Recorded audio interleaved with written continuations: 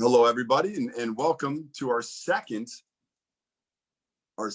great parent community educational series. We certainly appreciate you guys for tuning in today, wherever you may be, maybe on some sunny beach.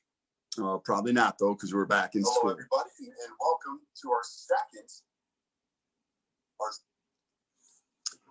So tonight's program, we're really excited to welcome four distinguished panelists.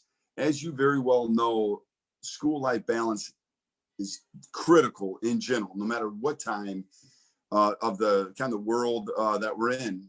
Right now, more so than ever, school-life balance is absolutely critical. And we have with us tonight Michelle Fisher, so we certainly appreciate her coming in. She's done a lot, mental health therapist, and also with the National Youth Advocate Program. So thank you so much for helping us out tonight, Michelle. You're going to hear from her a little bit later. Linda Fryerson actually is going to kick us off here in a little bit. She's an elementary school counselor in our district and has done an amazing job since she joined us. Dr. Rich Gilman, who's a clinical psychologist and also the president of Terrace Matrix, which is what we use in our school. So we certainly appreciate that great partnership, Dr. Gilman, and especially for you joining us tonight. And then also Dr. Lynn Joshua, who is our school psychologist at Heritage Hill, who's been with the district for several years. And the insight that our panelists are going to give us tonight is certainly going to help provide not only context, but give us some good tools that we can use as we kind of move forward during this pandemic. And I did want to make sure that we did talk a little bit tonight just about our parent educational series. Our parent educational series has been kind of a dream, if you will, of many people in the district. I know myself and Trisha Roddy, we've talked about that for quite some time. And the first one that we had, which was critical and led by Catrice Kate, and she did an amazing job, but it was on equity, equality, and inclusion. And we obviously, you can't talk about those without talking about race and racism. And we actually had a tremendous conversation, great tools that Ms. Kate was able to give us, our entire educational community. Tonight's going to be very much the same thing, getting great tools, school life balance, mental health. And then also about a month from now, October 13th, anxiety in children, teens, and a specific focus on COVID. Now, this comes at a perfect time because it's right around the end of the first quarter. So we know that dealing with some of the students at home and as they transition back to school and then back home and then going back and forth with our hybrid model, that there's a lot that possibly can come up. So talking about the school life balance right now, putting together some of the great tools that you're going to learn tonight, I think it's going to be amazing. And then, as you all know, and we've talked about this for quite some time, our mission statement at Princeton is empowering each student for college, career, and life success. We take that word empower very, very seriously. We have to make sure that we provide the strategies and allow students to innovate, and our entire educational community to innovate, also to create. And so when you think about empower in general, that's what we're doing tonight. We're going to provide some great tools, learn from great four panelists to talk specifically about the school life balance that we all are in right now and trying to navigate. And it's not just about students, that balance. It's also for the parents. And again, thank you to all the parents who are tuning in right now, because you have, as you know, become much more than that your son or daughter's first teacher. You now become a teacher in some cases of algebra, biology, and so forth, as you support your child at the highest of all levels, now more so than ever. So let's get right to the program. Linda Fryerson, certainly appreciate you coming tonight and lending your support as you do each day at Princeton. So Linda, take it away. Thank you so much for having me here. If you'll put up the first slide, I need for everyone to focus in on this slide. This activity is a learning and listening technique, so I need you to pay attention. Choose one black square Go left or right to a light square. Go up or down to a dark square. Go diagonally to a light square. Go left or right to a dark square. And the word you should have come up with is joy. It is a joy being with you this evening and sharing with you some of the things that I do for the Princeton School District. This is my 4th year working with Princeton. I have been in education for over 45 years. For the last 4, I've been spending with Princeton. And it is a great honor to be able to work with your students at Sharonville Elementary and at Glendale Elementary. I love going in to see the students and looking at their faces and giving them a lot of different exercises to do. To tell you a little something about myself, I'm married. I have 4 children. 2 of those children attended Princeton's city schools, and they really enjoyed their time while they were here. And so I know what Princeton is about. I've always wanted to work for Princeton.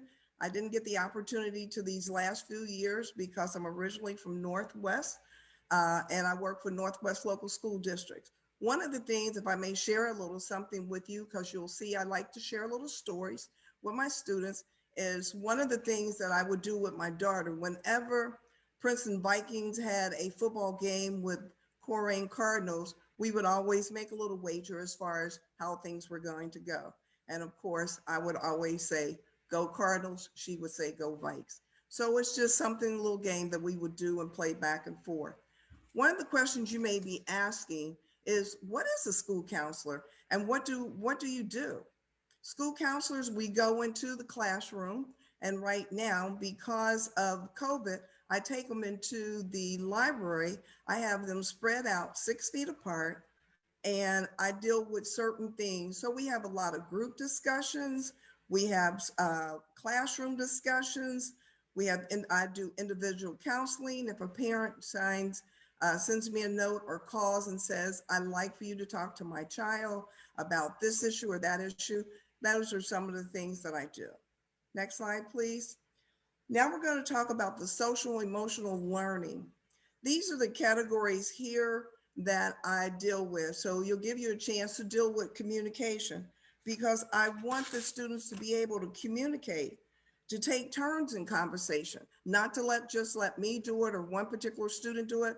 No, it's communication. So we need that communication going back and forth. Plus we need the eye contact.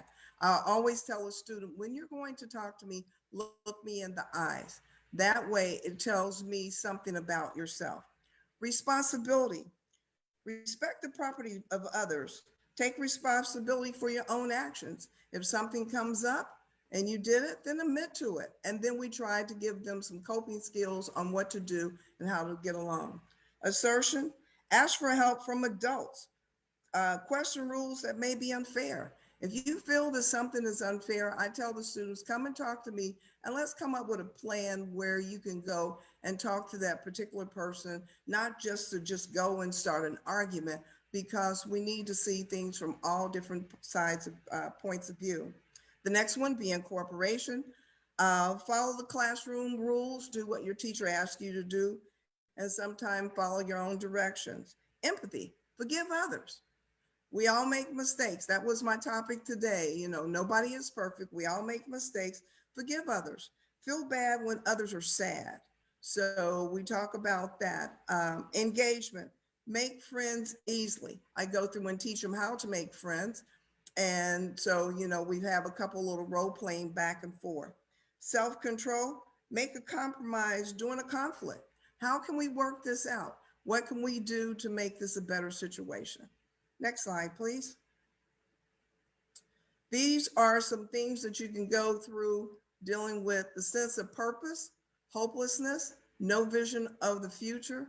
And I try to give them some goals, something positive. They need to be optimistic. Social competence, poor relationship with peer and teachers, and lack of friends. Once again, I go through, we talk about the empathy. How can we be positive? What are some of the things you can do to become a leader? And we do have a lot of things that we go on where we teach kids leadership, problem solving, impulsive reaction. Someone bump into you and you being an impulsive, no. Think before you act. Let's come up with some planning. Maybe that was an accident that they bumped into you. Next slide. Here are some things that you can do that goes back to line up with the things that we just read about. The quality of the relationship that exists between the teachers and the students in the classroom. We want to be sure that there is a good working relationship so that they can get along. The nature of the peer relationship that exists among classmates. Are they able to get along with their peers? These are things that we want them to definitely to work on. And then you can see the other two dealing with the degree to which students are supported and students are empowered to set goals. I believe that is very important to set a goal, because one of the things when I first started out, I needed a goal for myself, because I think if you have a goal, you have something to strive for. So I try to teach students to come up with a goal so that they can make the best decision about their own behavior. Next slide. As you go through and read this, because I'm not going to take the time to go through and read it, but it talks about, once again, the empathy and the respect for others. I can't stress that enough, because we're all alike, but we're all different too. And so we talk about the respect. I talk about kindness, fairness, honesty, cooperation. All these things are linked in together so that they understand what it takes in order to, sometimes when you have a conflict with someone, what you can do in order to bounce back. Relationship building is very important. Next slide. Okay, before I turn it over to the next person, one of the couple of things that I just want to talk about is the purpose. My purpose when I first started being a counselor was I always wanted to work with someone, wanted to help someone, wanted to be there for them. And so that was my purpose. And once I gained that purpose, I decided to live with passion, going out, helping people, seeing what I can do to help them. And the other thing that I always try to tell the students, that when they're saying that they're afraid of something, and I came up with this, I am not going to let fear stop me. I tell them to aim high, reach for the stars, and most of all, do it and live with passion. In closing, there was one commercial on TV that I saw that I thought was great, that dealt around all of this social and emotional, and it talks about strength in our hands. I let them know we do still have strength. We do have courage in our hands. There's greatness in our hands. There is hope in our hands. And together, there is nothing we can't do, because we are all in this together. And that is what I want to leave you with. We're all in this together, and we will get through this together. Thank you.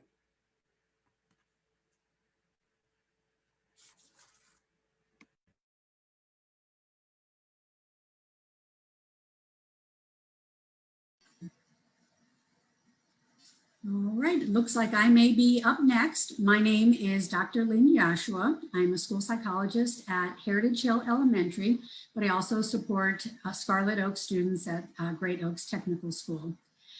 My path to where I am today has been a little windy. Back in my 20s, I actually was an elementary school counselor and then went back to school to re-specialize to become a clinical psychologist. And I worked in mental health with adults, children, families. And at some point I realized I really missed being back in the school. I missed the informal interactions with the children, the ability to support their learning, both so on the academic side and the emotional behavioral side, and then also to help support families to support their children. So personally, I have 2 children who are both in college right now. So I also have that perspective in terms of what it's like to be a parent interacting with the school system. Right now at the start of school, we always have some young kindergartners who are having difficulties separating from their parents. And it brings me back to when my son was trying to separate from me when he was in preschool. And I can appreciate that struggle of letting your child go to school, to trust us in the school to take care of your child the same way that you would. So I bring both those perspectives, one coming from a school system where I know that we will take good care of your child when they're with us, but also what it's like to be a parent and to partner with the school system to help your child learn and grow. So as I was thinking about this talk tonight, the thing that really struck me was to speak to you as a parent. I spoke to my staff at the very beginning of the year, and I talked about some of the similar items. I talked about how it's important for them to take care of themselves so that then they can better support the children that are in their classroom. So as a school psychologist, I work at a systems level, trying to make sure that we're implementing academic and behavioral systems that support learning and optimal emotional and mental health functioning, but then also working with teams and then individual students and families. So self-care. So here's a graphic. Why is self-care important? We can help your child at school. We can teach them some different skills, but they also they spend most of their day and their life with you. So it's important for you to feel stress-free or to have as manageable a stress load as possible. Many of you right now are either taking on the full-time work of supporting your child through, if they're fully remote in terms of their learning, or you are helping them on their off week. So your life just got a lot more complicated this year. So what I would ask you is, what have you done to increase your self-care during this whole last half year? When I was talking to the staff at my building, I came up with a calculation that I believe that we all have to do about a half hour extra of self-care per day. We can go to the next slide there. This is just, we'll be talking about this next month, but there are so many things right now. So last month you talked about equity and racial issues and some tension and unease regarding that. Also, there has been a lot of additional stress because of COVID. Now, a lot of us have found ways to adjust to it, but there are many different things that have increased our stress load as individuals and as families during the last half year. A lot of unknowns.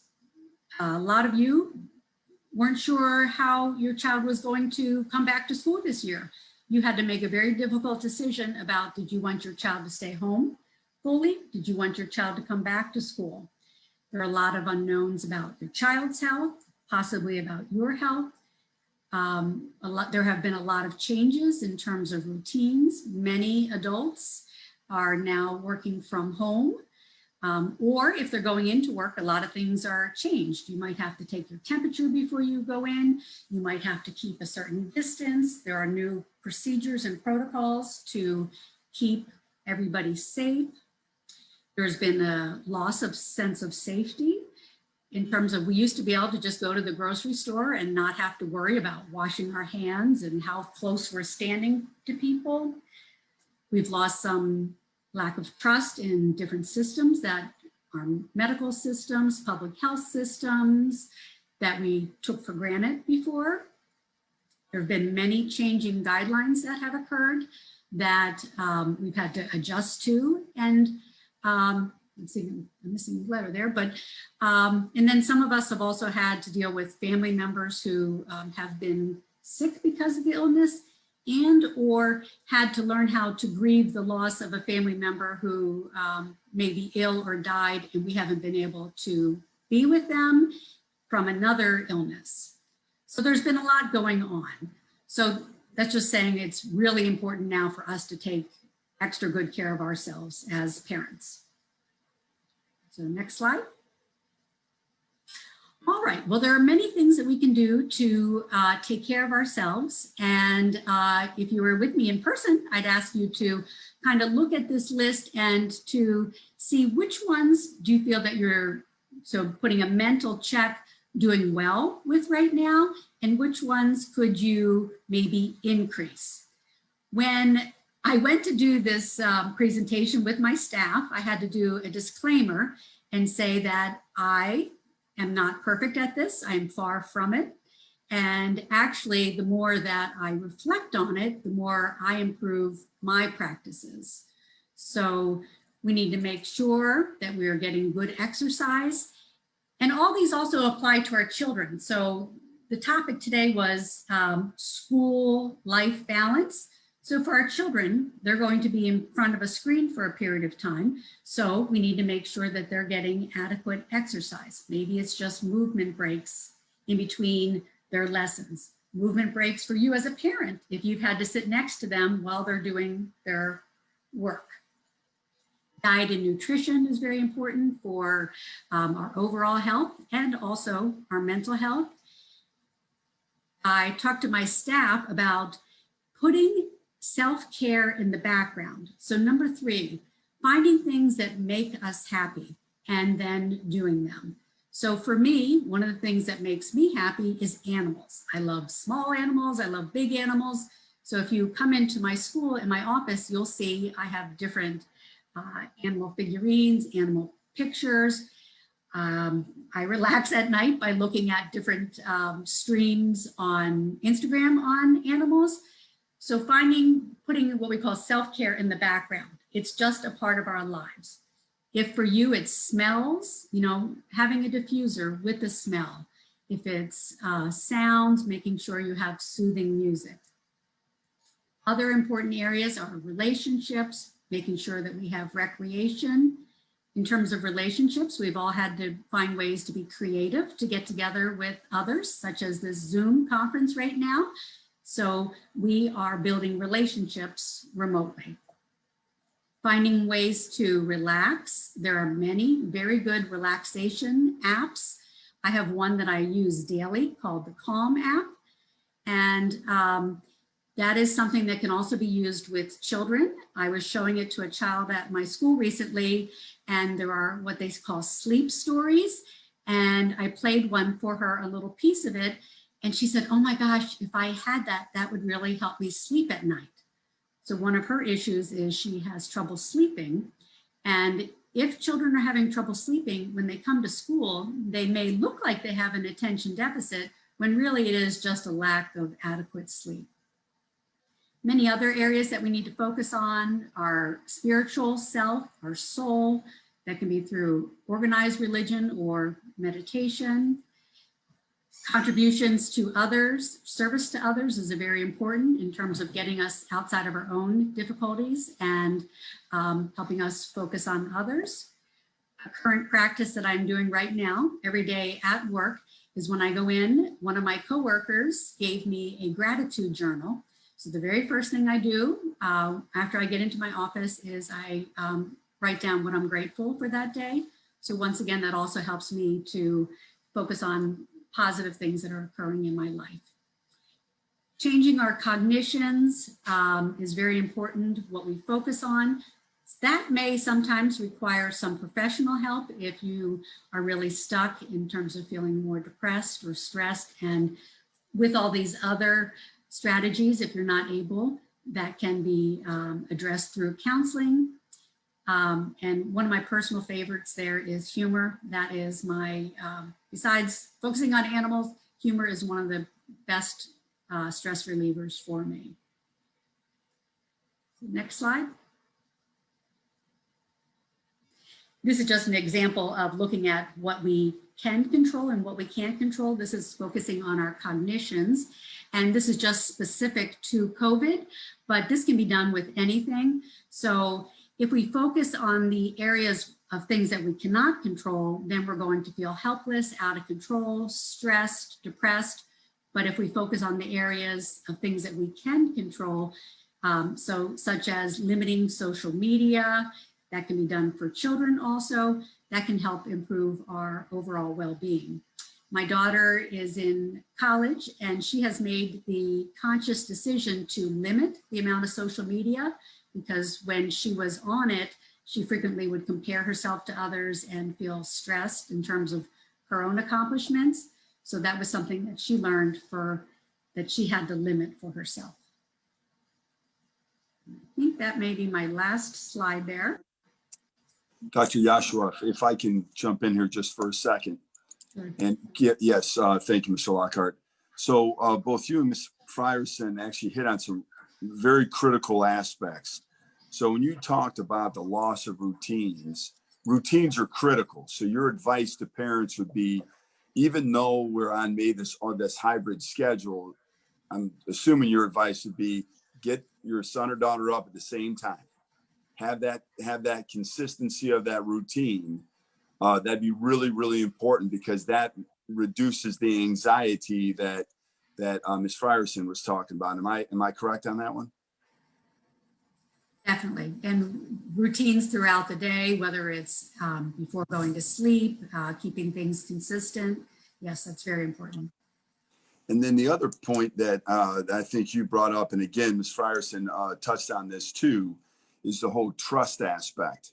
It's feeling that you are trusting that when students go to school, that everything is going to be okay because the school has done everything within their power to make sure that the school is safe, that kids are following all the protocols. And by the way, our students have done an amazing job of that throughout the whole thing. And our staff has been so very supportive of that. But that trust aspect is really important. So the self-doubt that some of us as parents may feel, and we may project that on our children don't deserve that. Am I fair to say that?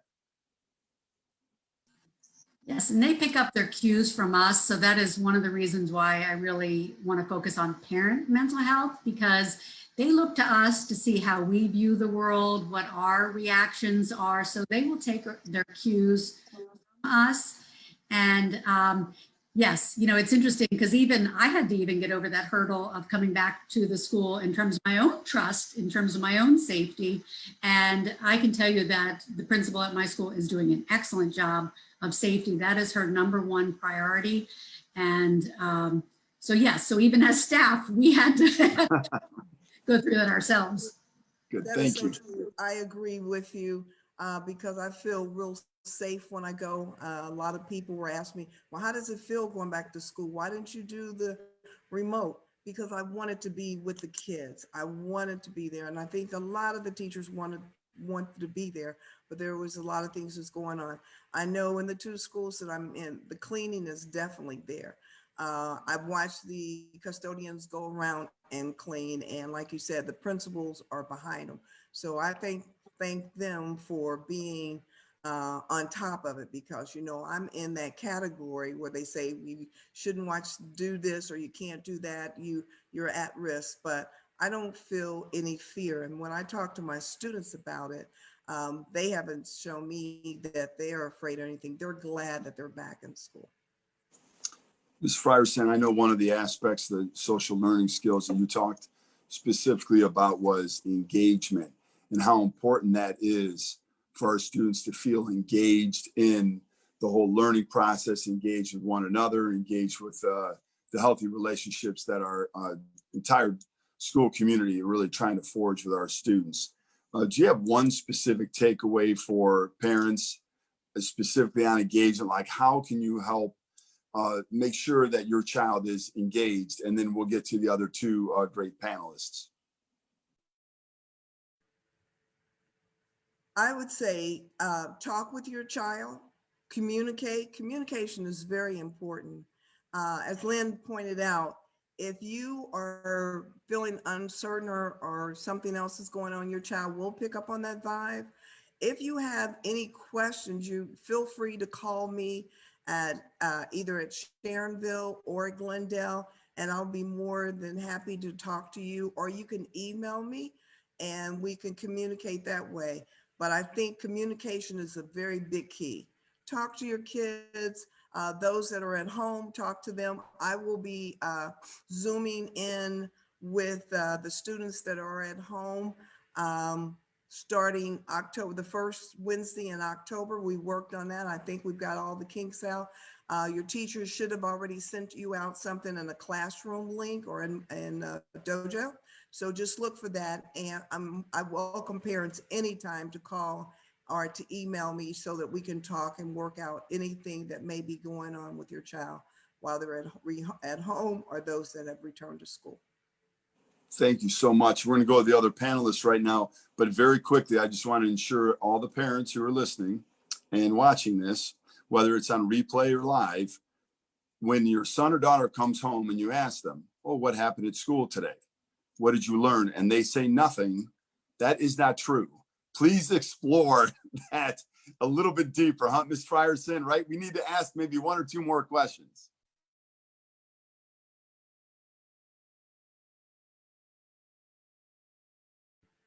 You are so right. Ask them more questions because we are doing something. I did that with exercise with a group.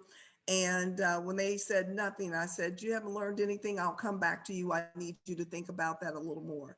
And then by the time I circled around and came back, they came up with something that they had learned. And I said, how did you feel about that particular exercise? Because we did something today with kindergarten. I am important. I am me. And I don't want to be you. I want to be me.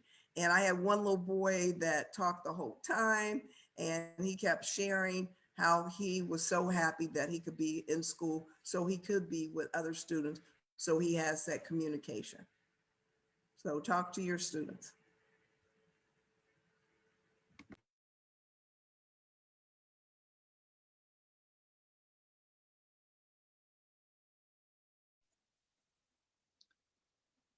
Thank you. We can move on. Michelle, I believe you're up.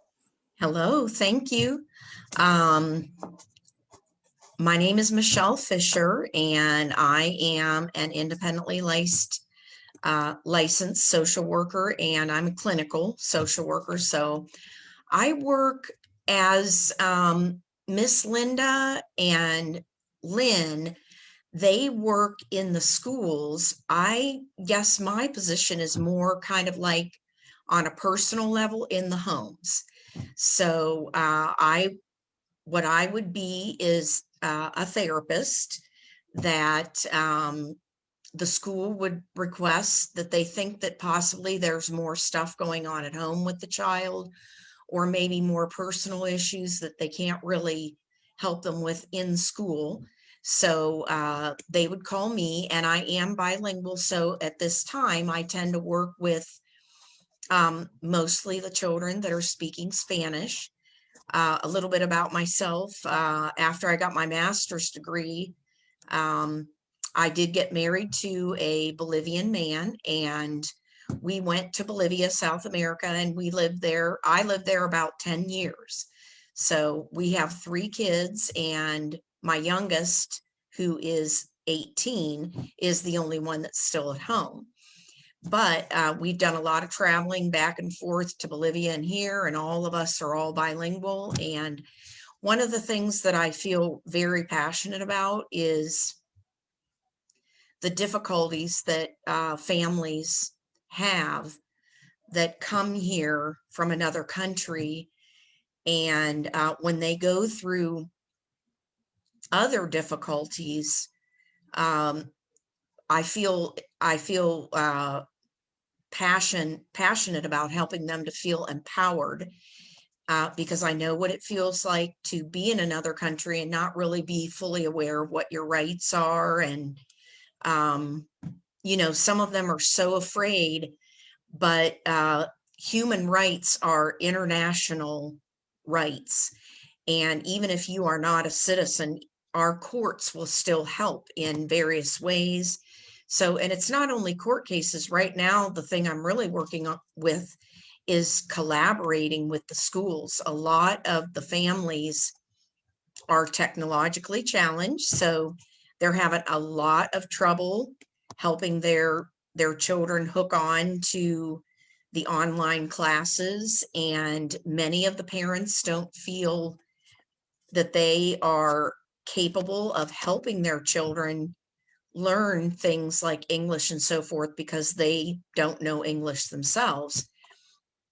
So it's working with the child, helping the child with their self-esteem. And many of them, they have had traumatic situations in their own country and possibly on their way over here. So there's a lot of trauma, post-traumatic stress disorder, anxiety, depression, loneliness, feeling isolated, that we have actually at National Youth, we have 2 bilingual therapists and 1 case manager right now, and we're hoping to build that up to help the kids and the families so that they can do good in school. They have to be able to have their physical needs met. They also have to have certain emotional needs met.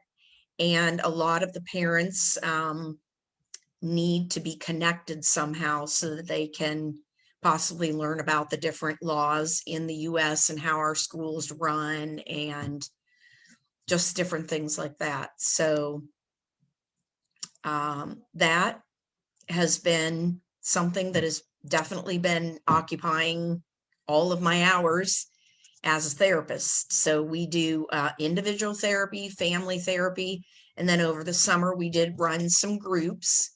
They were called prevention groups, but they focused on social emotional learning type skills. And we're waiting and hoping that this year the teachers will find that those prevention groups actually helped the kids to feel less afraid and more confident and more socially aware and so forth in school. So thank you very much. And the school has our number, and we welcome to be able to help any of the children. Thank you.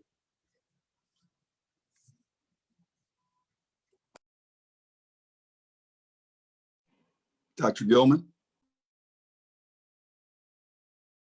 You know, technology is great until it doesn't work, so my apologies. It's an honor to be here and certainly to work with Princeton, which I consider always cutting edge. We're just real quick background. I'm the president of Terrace Metrics, and for those of you who are interested, you can certainly look us online, terracemetrics.org. What we do is we deliver a very fast, very accurate resiliency risk assessment provided for students from grades 3 through 12. And we're nationwide, but again, it's an honor to be working with Princeton. And real quick background for me, I'm a licensed child well, I'm a licensed clinical and child psychologist, licensed in many schools. And we're based out of Cincinnati, but no matter where we go, I usually ask parents and teachers a fundamental question. And just think about this, and we won't spend a lot of time on this question, but let's say, for instance, right now where your child is, when they reach 18, what skills do you want to make sure that they have so that you know they will be successful as adults? And just think through that. And Mr. Lockhart, if you could put Ms. Fryerson, I think it's her first slide. And keep going, keep going, keep going. One more, right there. If you think through this, and perhaps I gave you enough time, I usually ask teachers the same thing. These are the types of responses that I normally get. I've been doing this for 30 years, and the same question I've asked teachers and parents. Not one time do I get a response. I want them to know their algebra. I want them to be the best readers in the class. That's part and parcel with what we're doing. But in order to prepare our students for the future, it's these higher, what I call higher order skills. And if you think about what this is, these are all necessary to overcome adversity. And maybe I'm kind of controversial here, but I think we've all faced adversity even before the pandemic. Adversity is a middle name. It is our nature to adapt to adversity. And we are able to do that if we have intact resiliency skills just like these. And this is so important. And what we know with research is that 50% of the variance associated with learning, the very things that we have our students go to school and why we're all doing this, is not mastery of material. That's the other 50%. It's how a student sees themselves, how they see their world, and how they see their future. And the important thing about this, about resiliency, like these things, is these are easy to enhance, as opposed to academic, where it takes time to learn the skills, it takes time to master those skills. We may not see the full effects of what we're doing in schools in terms of tasks around academic for years, but we do know that it literally takes a couple of moments to continue to practice these resiliency skills to overcome any adversity we are facing. And we are living in a world that has new ways of resilient or new ways of adversity, but it's not going to be the only time we'll have this.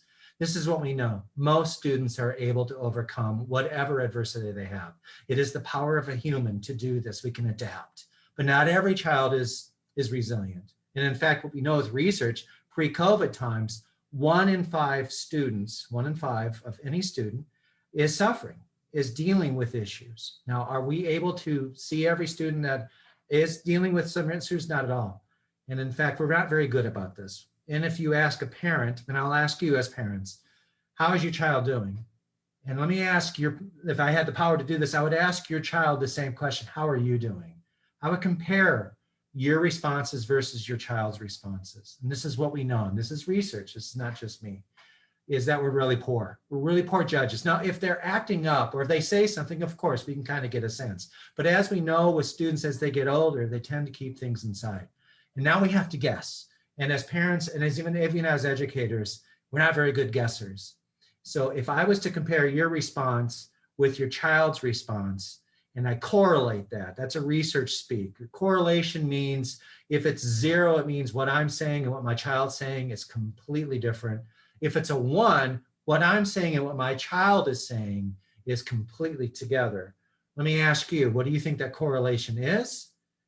And the correlation is 0.27, meaning it's closer to 0 than it is to 1. And teachers are around there as well. So what this means is that we're not a very good judge sometimes of how our student is actually doing. So I could not agree more. Asking a student how your day went and we get this perfunctory fine, that's not deep enough for 2 reasons. 1, it may not be.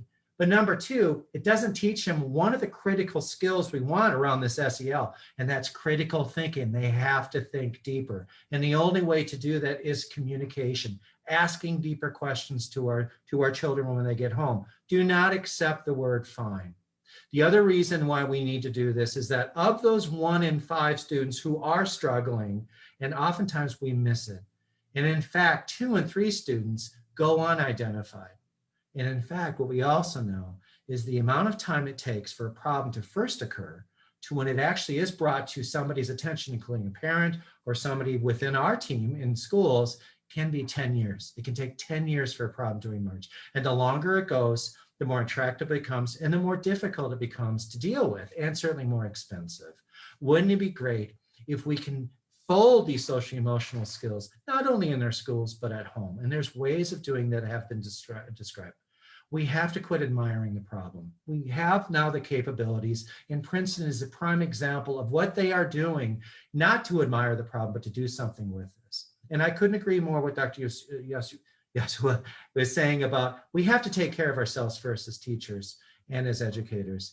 And that's been a concern for a lot of us. We are in, if you think about it, as a parent and as a teacher, we are in the helping profession in many respects. And as helpers, as natural helpers, we want to take care of the needs of our children and of our students, but oftentimes it comes at, we often forget about our own needs, and it comes at an expense.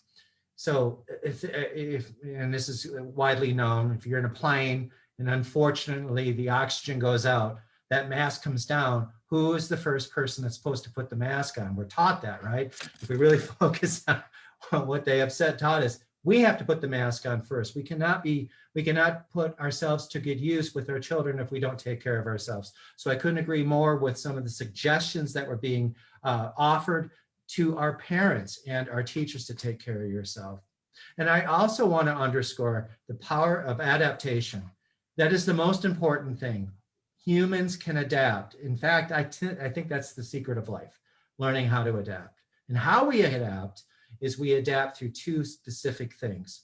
If our world is consistent and our world is predictable, and that also goes for our students, if we can make a structured routine That is one of the things that will allow students to adapt to whatever condition they're facing. And of course, with the COVID, with being home, with seeing masks all over, with not being allowed to go to places that they used to go, like grocery stores and other things, those are hard to overcome. But if we can create a structure around that, they are able to adapt better. And then of course, consistency needs, and this is really important that I want to convey to our parents as well. That importance of communication, which was discussed.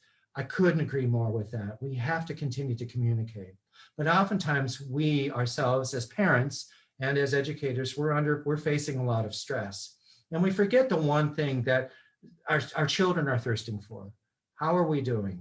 And the idea of how are we doing, it's not how are we doing that's wrong.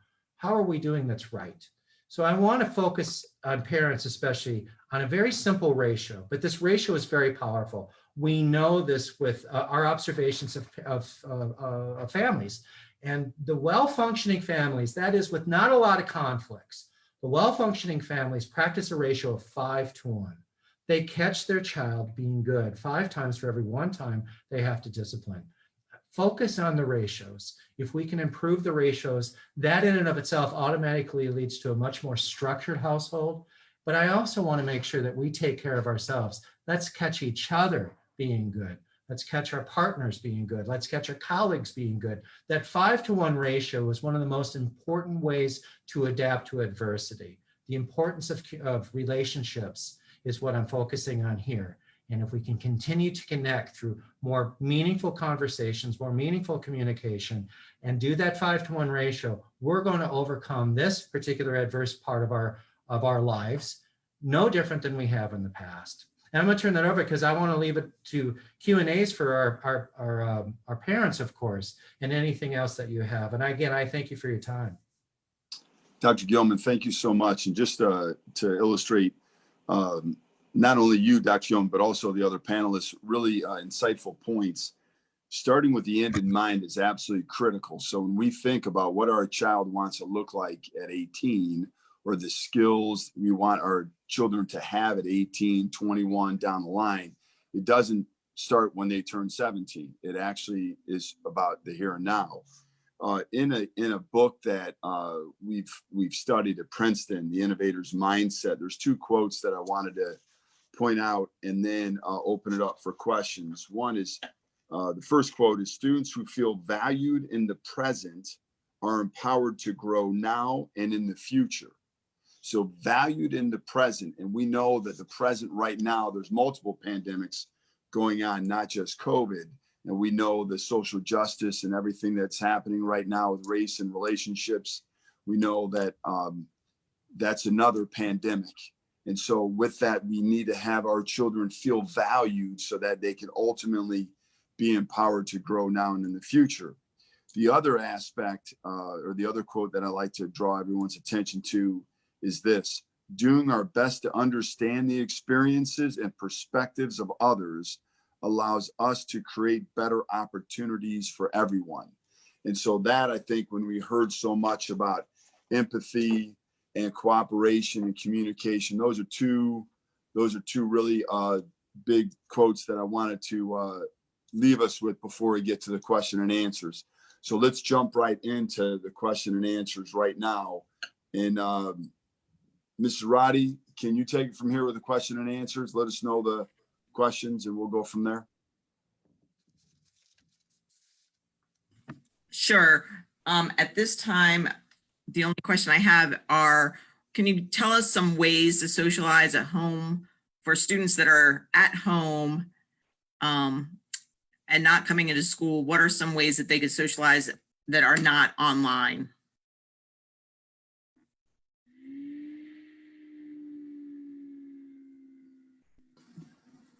I can begin if you'd like. Oh, Ms., you want me to go ahead, or would you like to?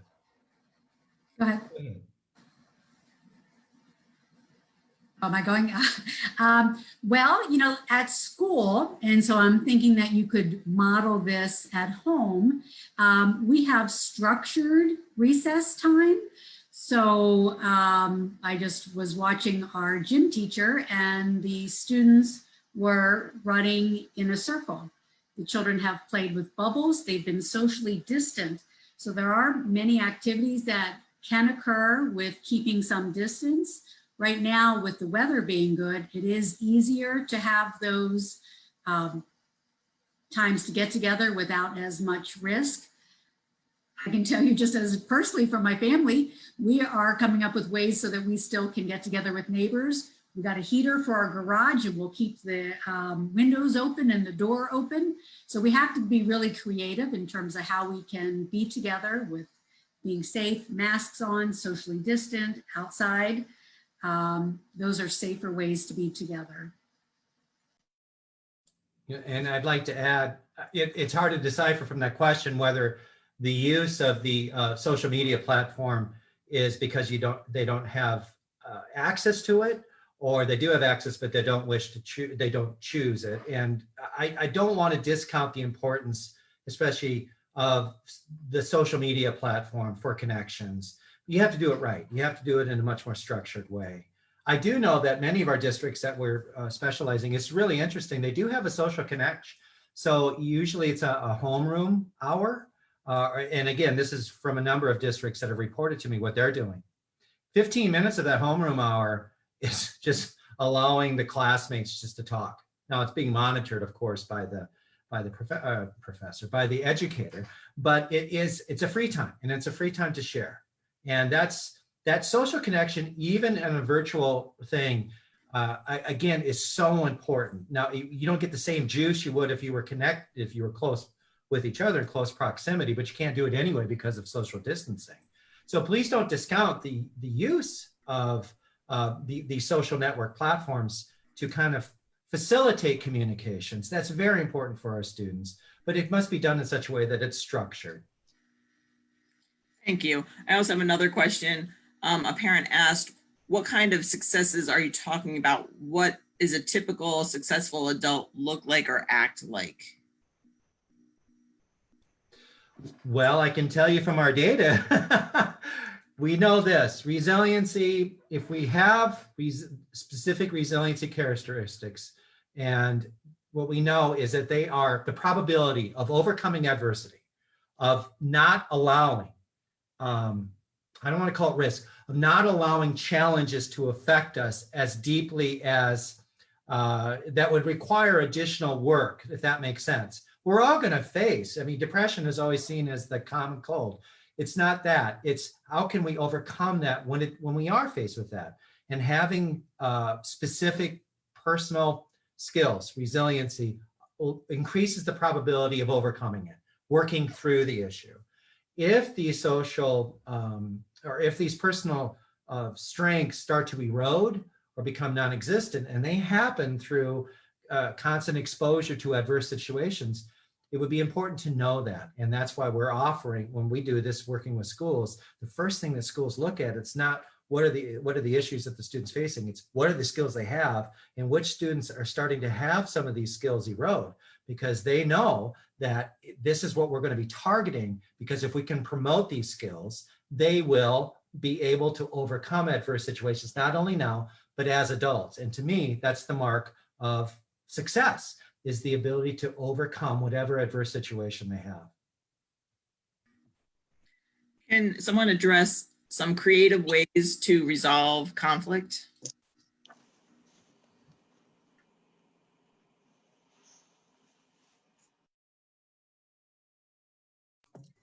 Well, I'm sorry. That's okay. Go ahead. Well, I was just going to say that this may not be so creative, but I believe that listening first is one of the best ways, and acknowledging the feelings of the other person by saying, oh, so you feel this way. And then once they feel heard, at least, then it tends to de-escalate. And another thing is the volume or tone of voice that is used that can also be used to de-escalate. Sometimes I try role playing. I have them be the other person. Like, for example, with my grandchildren when there's things going on. I do the role playing with them. I have Zoe be Reese and Reese be Zoe. And then they'll go through it and she'll say, do I really act like that? And he'll say, yes. So I try role playing. If you would send me an email, I will send you a list of other things that I can give you with the conflicts on how to deal with that. And Thank you. we will also have a list of resources, and we do already on a parent resource page, but we will continue to add to that. So Ms. Fryerson, you just make sure you send us that email to either Trish Roddy, myself, Mary Phillips. We'll make sure that we get that up on the site for sure. And I thought that Michelle's point there was very, very well made when you seek first to understand, as Stephen Covey talked about, seek first to understand and then to be understood. I really think that if you look at it from the other person's perspective, but that's a skill that takes time to develop.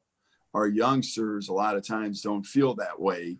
Certainly, I know Dr. Joshua and I think it was about 722 days ago, Dr. Joshua, we were in your office at Heritage Hill talking about seeking first to understand, then to be understood is really, really important skill to have, but it takes time for sure. Mrs. Roddy, do we have any other questions? We have time for one last question. Thank you. And that is, how do we as parents help other parents, especially working or parents that are struggling with understanding how during those remote learning weeks?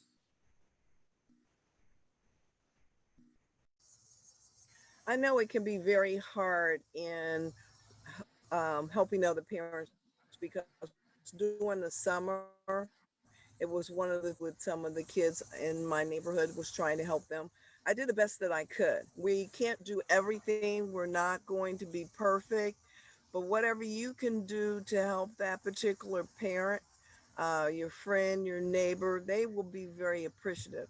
So if it's one of the things that you may be good, let's say in language arts, and you can help that particular student, that would be, the parent would be very appreciative. Sometimes just talking to your neighbors, like it, with the slide showed about putting on the mask, that is just really helpful. You know, you feel good about yourself, you can share that with other people. And I think, once again, I can't stress communication enough, because once you communicate with people, you know how other people are really feeling.